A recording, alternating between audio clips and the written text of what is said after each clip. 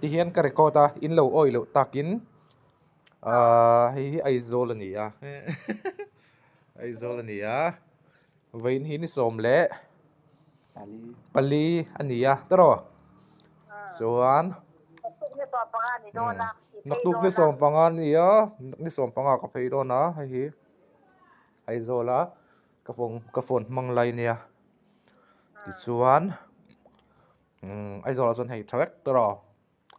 ma ka chuan nangwa thoi ni ka biak sol ma tang khan bo ka biak tam ber ka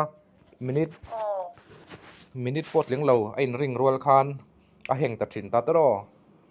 to chuan hei thawek engma social lam lo chuan he ta ka witness pakhat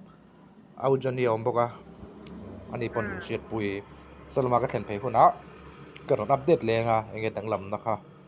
chiang takin za in ka chianga solama a chele don di ka mo mak em mai ni he thil hi hei ai zol ani tu nai sai ha kom be ka hei ka phone hi sai ha point hei la heng lowa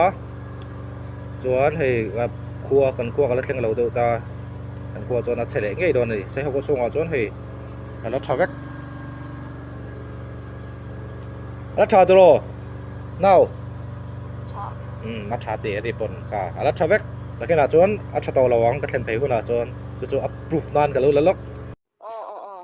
hei a hmuna ka thleng phei to tian call kan man hian ka ring rualin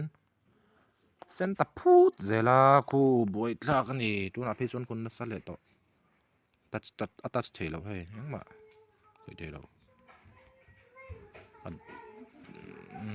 boi thak khop mai aizol kom kha chuan pa ngai vek sia tuna chuan ku ka thlen phei ve le ti hian om thina